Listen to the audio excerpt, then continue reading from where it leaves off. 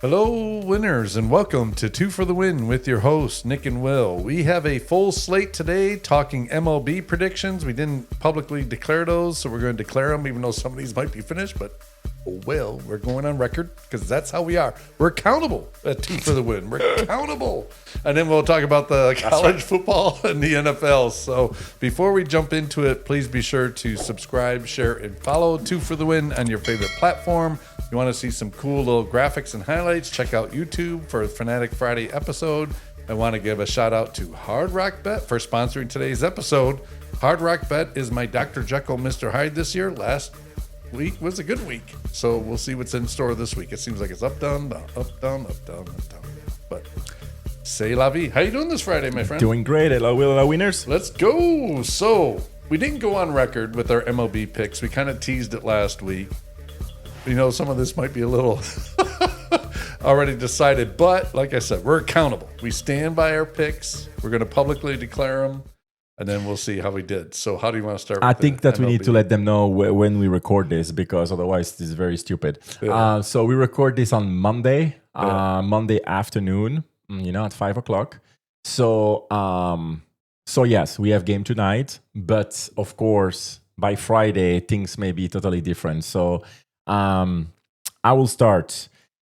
I know I'm a Yankees fan. I think that Boone, like I said, he should be gone 4 years ago, but we still have to deal with this, shenanigans. I think he should coach the banana team, but whatever. And I'm not even sure if they would want him. We are 2-0 down the time of the recording. I still believe that we are better in definitely offensively, but I mean, when you look at the game one was, when I looked at the pitching, I said directly, game one, it's a loss. Like we play like, I don't know, Gil or whatever. I'm like, what is happening here? Again, that's a Boone like factory thing. But I had 2, 3, 4 winnings based on Fried, Rondon, and Schlitter. And in Schlitt, we believe. Yeah. And so of course Fried lost on Sunday with the first 2 innings, like awful 2 innings. But when I look at the pitching of everybody are talking about that guy Josovac or whatever from Tampa Bay. I literally rewatched it. So I watched the first 5 innings, then I rewatch it because I'm like, how many of those pitch were too short? Like, and the Yankees are trying to hit home run every single time. I don't understand. 82% of his pitch were of strike. And so when people say, oh yeah, even strikeout, that's fantastic. No, you have to, that's why data are never 100% accurate, because when you look at Schlitter against the Red Sox, fantastic, 12 strikeout, but real strikeout. Like when you look at this guy, kudos to him, but if you just not bat, you get to the base every single time. And we can say like if there is a change up, in the way he pitched, but he pitched all the time. Like that ball got too short.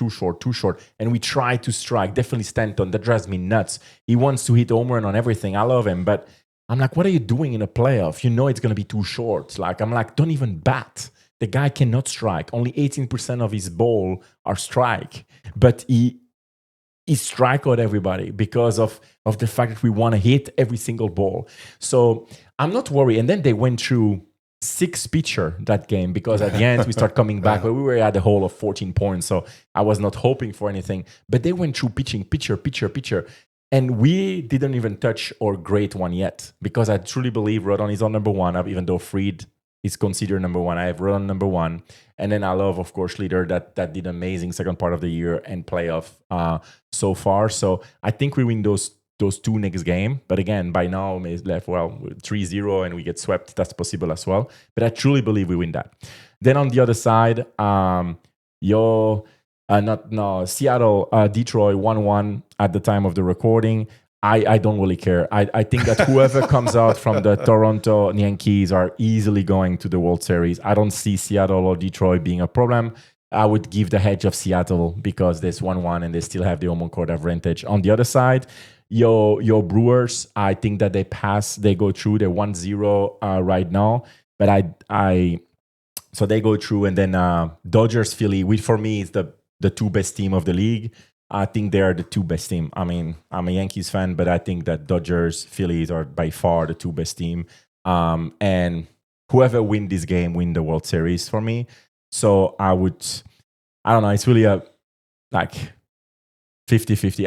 I will say Dodgers because I said Dodgers before the season start. But that's my prediction for this. After that, I just said Dodgers moving on. And on the other side, whoever wins from Yankees, Toronto. So I said Yankees. So Yankees, Dodgers winning the World Series. That's how I would say that. But again, by now I may be totally wrong. Yeah, we'll see. We'll see. I did have the Yankees beating the Blue Jays too. Before the playoffs started. We'll see. You were talking all year about the Yankees and their pitching, and so I don't think it's so much the starting pitching, but you're closer to it. It seems like it's the bullpen. Yeah, awful. I mean, the bullpen is just really rough, and that's tough. That's a strength of the Brewers. But that was also the referendum. Can you win a World Series with that type of approach? Because Brewers don't have a lot of power, and they have a strong bullpen, so they can do that. So I did have Yankees. The Tigers and Mariners, I really went back and forth because before the season started, I think I told you, Yankees, you should call the Mariners because they're pitching rich, right? And then you had their catcher who had this unbelievable year cranking homers like crazy. So I'm like, well, now they finally got hitting. Maybe they can do something. But Detroit was major league leading in wins for a good portion of the year. Then they hit the skids, and now they come back. I don't know. Again, you're right. It could be just talking nonsense now because the games have happened. But I'm going to go back with Detroit. I'm going to say Detroit catches the fire, beats Mariners, and then we'll see how good of a prediction this would have been. I would have had the Yankees beating the Tigers, but we'll see. On the other side, the Cubs have more names. I'm going chemistry with the Brew Crew. Bob Uecker passed. Their manager might win Manager of the Year 2 years in a row. I don't know when the last time that happened. I should have looked that up. But if he wins it again, that's 2 years in a row. They're you know what they wore? They got shirts for everybody from Dodgeball, the Average Joes. They call themselves the Average Joes. And I like that. I like the fact that it's just the team and they're going after it. So I'm going to Brewers over the Cubs, even though I think the Cubs ultimately certainly could move on. They're extremely talented. Dodgers, Phillies, that is a tough matchup. Both teams are super strong. I'm going to go with Ohtani. When all else being equal, I'll go with the two-way player who's the most transformative player perhaps since Babe Ruth. I'm sure people would argue against that, but what he does both pitching and hitting. Insane. So I would go Dodgers, Brewers. Now, here's the thing. I'm going to go because you're wearing your Cowboys gear. Once upon a time in the 90s when the Cowboys were spitting off Super Bowl trophies left and right, there was a team the Packers couldn't get past. That was the Cowboys. And they finally overcame it and got the Super Bowl after losing to Dallas in the playoffs like every year, it seemed like. The Dodgers have been there for the Brewers. They always knock the Brewers out of the playoffs. Maybe this is the year. The ghost of Bob Uecker comes. And the Brewers go to their first World Series since 1982. Plus, I was looking for a Brewers-Yankees World Series because I know we would have traveled and went to that. I'm going all the way Homer. You put Homer, production company, put Homer with a donut over my face.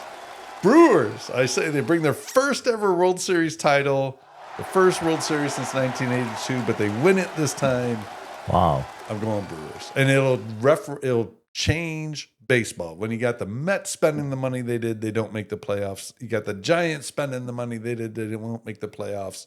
What do the Brewers have? Strong defense, youth, speed, pitching. You heard it first. If they don't, then it's a referendum that teams like the Yankees and the other ones who invest in these power players do have the right model. So I like disrupting the system. So I'm going Brew Crew. All right. Done. Probably crying. They probably lost to the Cubs by the time this aired.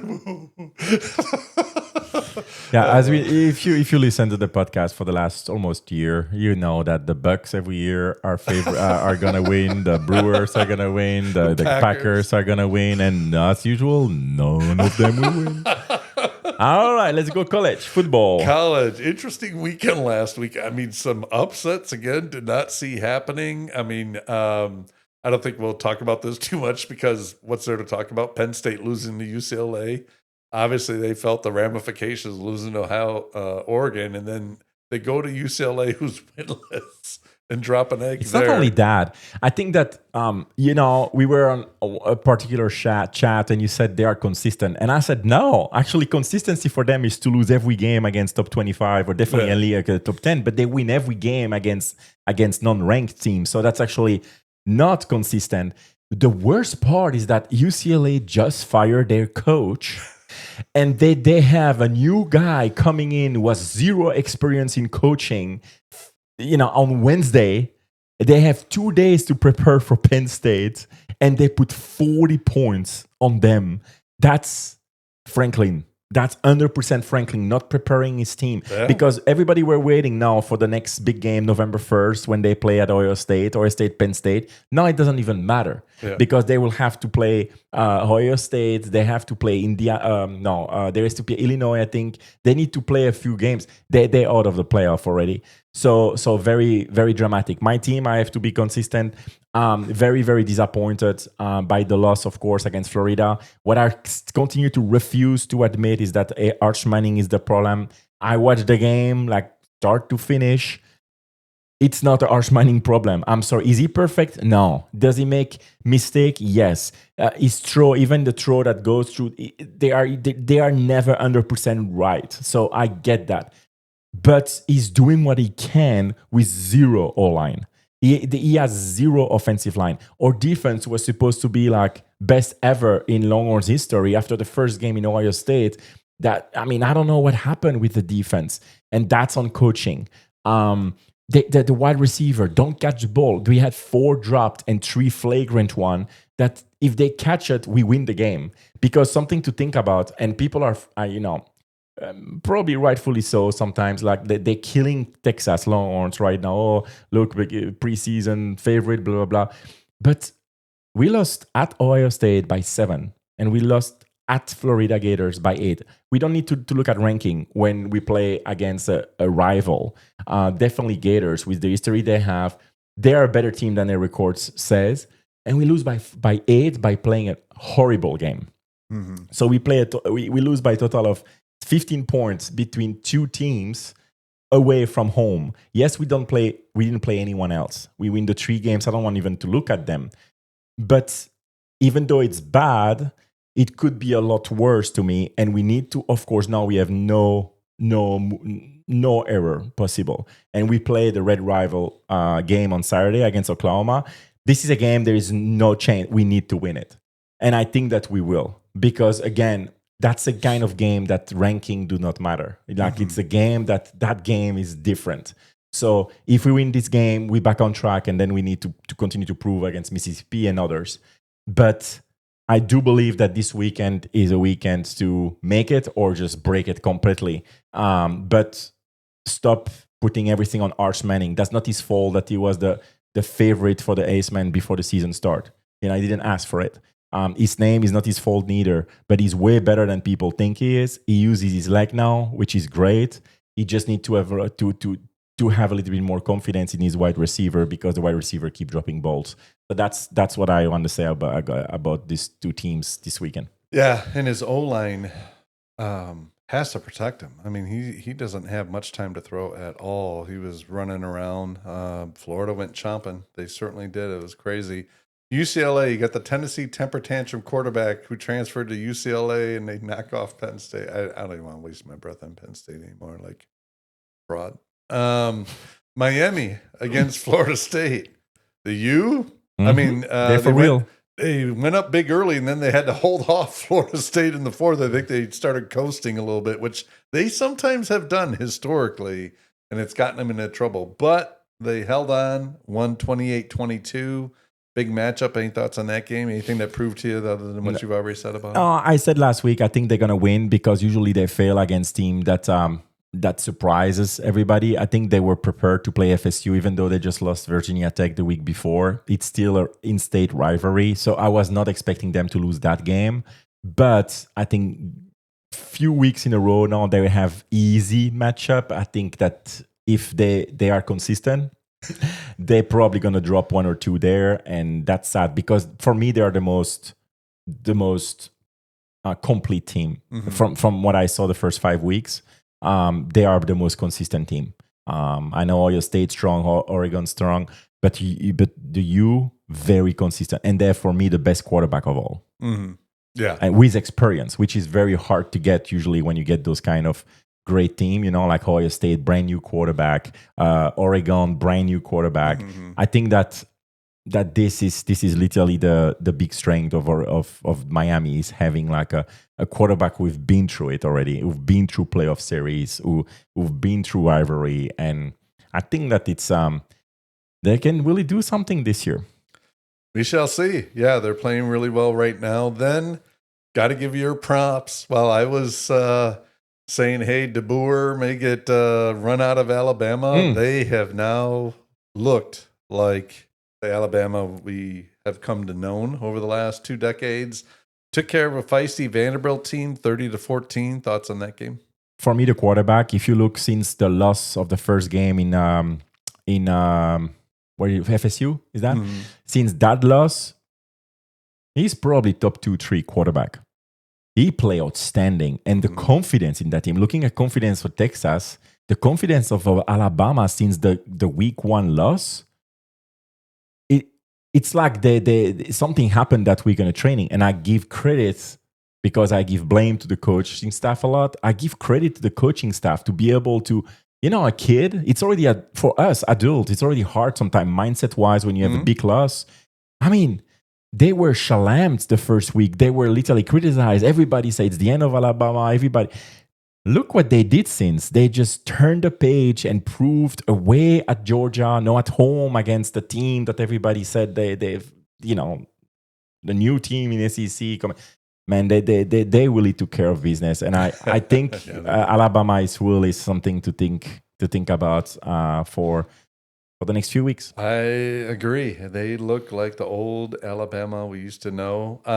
Looking ahead to next week, some really intriguing matchups. You got Ohio State, Illinois in Illinois. Ohio State favored by 14.5 in Illinois. How do you see that one? I take the point there. Yeah. I'm not sure if Illinois are able to Illinois. I'm not sure Illinois will be able to beat them, but I think it's going to be a nail biter. I don't see that being like a runaway game for Ohio State. I think that Illinois within a touchdown. That's what I see. But hey. That's my prediction. I would take the points as well. If they're playing in Ohio State, it'd be different. But in Illinois, over 2 touchdowns win, that seems a lot. That seems a little disrespectful to Illinois. But, we'll see. Alabama, who we're just talking about, goes to Missouri, who is undefeated. That's going to be a good game. Alabama is only favored by 2.5, which shows respect to Missouri. Even though they're playing in Missouri, that means Alabama would have been a 5.5 point favorite if they're playing at home. How do you see that one? I took a break of betting because this year is literally crazy. Like if I would have bet, I didn't bet Sunday, but if I would have bet Sunday, I would have because I literally put on my phone the 5 bets that I wanted to make. I would have lose all 5 on the NFL. Okay. I said this is insane, and nothing makes sense. There is like there's no logic anymore, and it's the same in college football. Yeah. So I'm like. You know what? I take a break. But if I would be betting, that I take over because I think that game will be a high scoring game. Missouri can score points, and I know Alabama defense is good, but I can see Alabama scoring as well a lot. I can see a game going like 30, 37 or 38, something like that. So I see that game being high, but I see Alabama winning over there. I do too, and I would take Alabama and the points. I think they'll win by more than 2.5.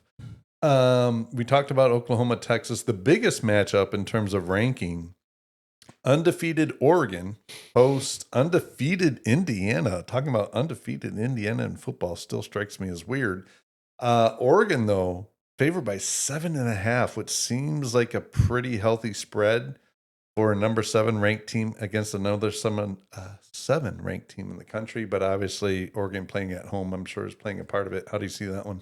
Yeah, I see that. Surprisingly, we need to give the kudos to Indiana. I don't know what's in the water there in Indiana, but everything in Indiana looks turned magic, like Indiana Jones, and things like that. And Indiana being finals and NBA, the Fever is going to the conference final. I mean, it's crazy. But I don't see, no disrespect. Last year they were undefeated with literally playing no one. Here they played Illinois. They beat Illinois. We have to give them that, even though Illinois was hurt a lot. But I think Oregon will take care of the business at home. I see them winning by more than 10. Yeah.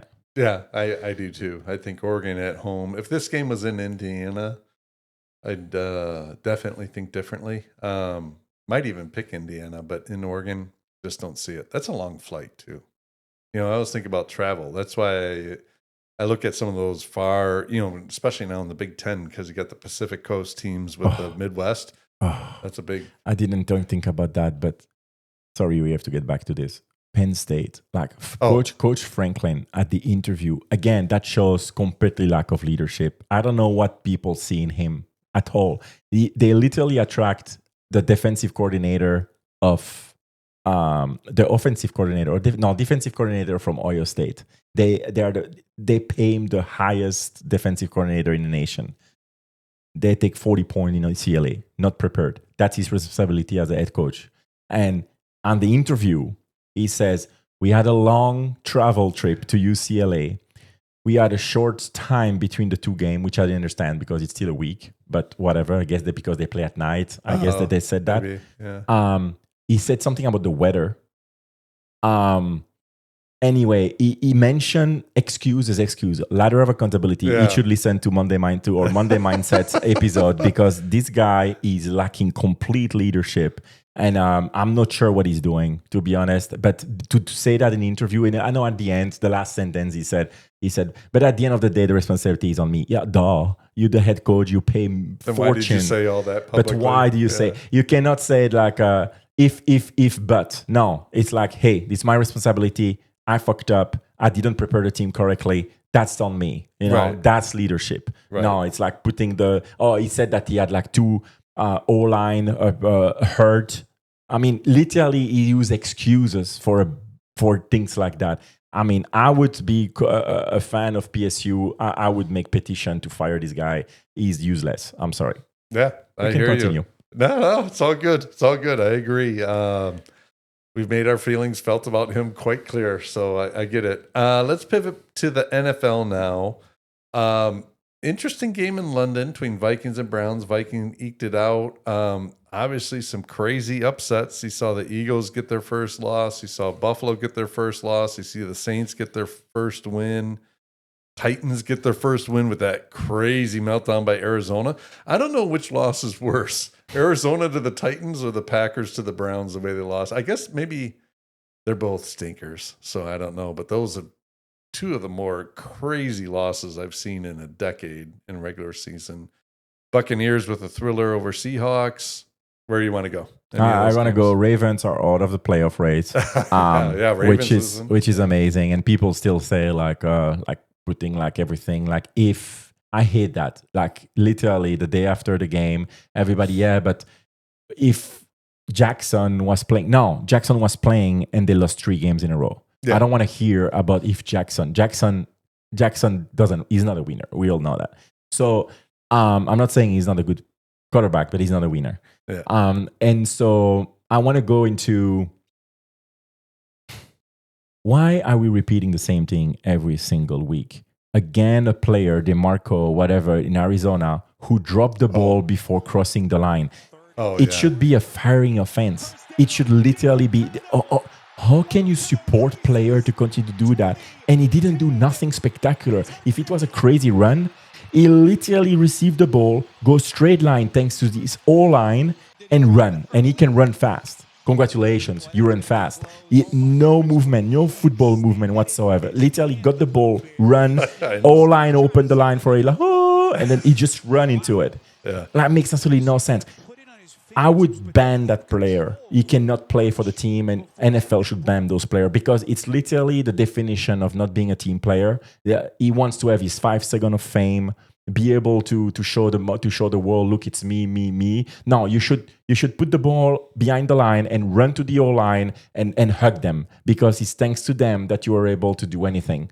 Because this guy had 3 touchdowns in 4 years. So he needs to pump the brake and just relax. I cannot stand people who play a team. You just swim. Like, so you will do by yourself. Yeah. You play tennis. Yeah. But if you play a team sport, you cannot act so selfish and cost you the game. They were up 15, 6, 17 points at the time. Yeah, that would've they iced lost it. by 1. Yeah. So the defeat is on him. The loss of millions of dollars, it's on him. Yeah. I mean, it's insane. I cannot fathom that. And then yes, we don't have undefeated team anymore in NFL, which is insane after 5 weeks. I know. I can't remember the last time that's happened. I don't know if you've seen a stat on that. It's has to be a long time. The one last thing I'll say about that player in Arizona, what adds insult to injury is to it? Just the week before, the same thing happened. So Mitchell with Indiana Colts. Right. Why would you do it again? I'll say the game that shocked me the most, besides the undefeated teams losing and what was the manner in which the Colts dismantled the Raiders, 40-6. Geno Smith has fallen dramatically. Every time he throws, it's like a pick. I don't know what the heck happened. I mean, he was never a great quarterback, but he was a game manager. He wouldn't cost you games. He's supposed to be accurate. Yeah, 2 picks again, and 40-6. I mean, that's a beatdown. I was not surprised the Colts won. I'm surprised by how large they won. I mean, let's say something about the Colts. Like, unbelievable. Unbelievable. You're Indiana Jones, Daniel Jones, MVP candidate. He should be. You were texting me that. Right now, he should be. Like, it should be him, Dak. I mean, it should be one of those because look at what he's doing. Like, it's the first time, because I like to come with like anecdotes. It's the first time that a team win 5-0, 5 games in a row, and they win every game by more than 20. That's wild. And I don't know how many punts they've had, but I think it's less than 5 punts on the year. It's a beating every game. Yeah. Yeah. It's wild. I mean, no, they lost the game. Sorry. No, they lost the game. Yeah. So my bad. They lost the game. Yeah, that's right. Who did they lose to? I can't remember. Yeah. But 3-0. Anyway, at home it is. So I read that earlier today. Yeah. But it's literally insane. And it's another fun fact. I mean, not so fun for our friend Vincent listening to the Jets. Yeah. The Jets lost 5 games, and the defense got 28 points minimum each game. So you have 20. The opposite team give up 28 points. 5 first game minimum each game. Yeah. I mean, I know people still believe in Glenn, and we loved the hire, but it's worse than before. It's worse than Glaze. Yeah, you know who's smiling right now? Aaron Rodgers. Because Glenn's like, oh, you don't fit in our program. And they're right. And here's the other thing that's damning. And I know I text this to you and Vincent, who does our production. The Jets are the first team in the NFL since 1933. That's almost 100 years, where the first 5 games they do not have a single takeover. Not a fumble recovery, not an interception. He's a defensive coach. The Jets' defense actually wasn't like horrendous. No. I don't know what's happening there. That was crazy. But yeah. Yeah. I will say, I know we got to jump to next week super quick. If Mike McDaniels makes it out of the Dolphins before getting hung by their bye, kudos to him. He must have pictures on somebody because that man is about to be gone. Yeah, no, definitely. Carolina. Real quick, any of the matchups next week? I suppose we could probably get to our let's go to upset picks. I want to congratulate my best friend and co-host for winning back-to-back week 2 out of 2. This is phenomenal. This is insane. You need to remember that we pick teams that are not supposed to win, and he picked 2. And this time, giving credit, one of the 2 were all like crazy, and that happened with Patriots winning at the Bills Sunday night. I don't know what the hell is in the water anywhere, but I was like literally, I text him. I mean, that's gonna be a blowout. Yeah. And what's happening? We both love the hire of Vrabel, and we both love May. And the situation, I didn't think that Dix was going to pull up that kind of game. Definitely coming back for the Bills. But fantastic. 2 wins, great. I had one. So you can look at our social media post to see where we rank. I think it's 6-4 for you after 5 weeks, which is really great. We have 10 picks all good out of 20, which is very high. Yeah, they're all upsets. We're taking the money line. So this week you have the honor to start. Thank you. Appreciate the kind words. We're both doing good this year, and which is weird because this year has been a crazy year football-wise. But my first pick, I am going to take the Lions at the Chiefs. That's a Sunday night special. Chiefs are favored by 1.5, playing at home at Arrowhead. Nick and I are both on record about how we feel about the Chiefs. The Lions look like the old Lions, man. Their offense. Holy smoke. So I don't know how to take that. Is that just week 1? They didn't know what the heck was going on and figured it out? Or is the Green Bay Packer defense that good? I think the Lions look like the old Lions. I'm giving them the credit, and I'm taking them to beat the Chiefs. Yeah, if I had the first pick, that was my pick as well. But hey, you made it, so you have the honor. My 2 picks, I don't want them to happen. And I don't think I'm not very confident, but I will take them. My first is the Bucs losing at home against the 49ers. So I have the Niners winning in Tampa. So that's my upset pick number 1. Tampa, again, they won. Baker Mayfield need also to be in MVP conversation. He won again, last second. It's been the 4 wins are in the last drive. They showed an X-ray. He had an X-ray on his chest. You know what they found in his checks? But the dogs. That man is a dog when the money's on the line. He's reborn. That's insane. He is what we thought he would be when he was drafted number 1. Yeah. So I didn't even think he was going to be that. But kudos to him. Yeah. And then the second pick I have is, and I do certainly hope it doesn't happen, the Saints beating the Patriots at home. I have that pick because anything else, I don't really at all see it. Here, I can see the Patriots playing Sunday night, winning a big game away from home, celebrate it. I think Dix will come back to earth again because it was an emotional game for him. And that's the whole reason what I said, the New Orleans Saints may have a second win there, playing at home, getting the New England. So I don't believe in it, but that's my second pick. It has a chance. That one of the reasons I picked the Patriots over the Bills is because how the Saints played the Bills. That was tough. Remember the week before? And that's why I'm like, maybe they could do it. So I don't think it's as far-fetched. You might be 2-0 with that one. To wrap it up, I'm going to go on record. It's not just because of his last name, how it sounds. I like Judkins. Give me Judkins and the Browns to beat any guy that's a running back with the name of Judkins. That's a good football. That's like an old 1930 Bronco Nowinski type of game. Even though Judkins doesn't look like Bronco Nowinski, but give me Judkins. I kind of like Dylan Gabriel. He had some throws last week he did not lose. He put him in position to win, and they could have won that game against Minnesota. I'm going to go with the Browns with the upset at Steelers. I think the Steelers division games, you've been on record, and it's true. Division games are always tight. Give me the Browns. Pittsburgh's favored by 4.5. I hope that it's happening. Yeah. I do hope your 2 picks happen. Yeah. I would be very happy with that. And Cleveland Browns defense, that's not a joke. Every game, they play hard. They never lose because of their defense. No. They played every game very hard. So who knows if they can sack a couple of times Rodgers, I would be very pleased. Well, that's the thing. Rodgers isn't mobile, and the Cleveland Browns has a secondary, so they can match up on the wide receivers. Pittsburgh doesn't have a running game. That's how you neutralize that. So I'll go with the Browns. We'll see. Good pick, I think. Well, we shall see. But there you have it, winners. Hope you enjoyed today's episode. So much to talk about. We'll have a lot to talk about next week as well. Probably some other crazy game finals that threw us for a loop. But Thanks again for joining us. Please be sure to subscribe, share, and follow 2 for the Win on your favorite platform. And please check out today's sponsor, Hard Rock Bet. You can find him in the description. That'll do it today, winners. Be well. Take care. Bye, winners. Woo.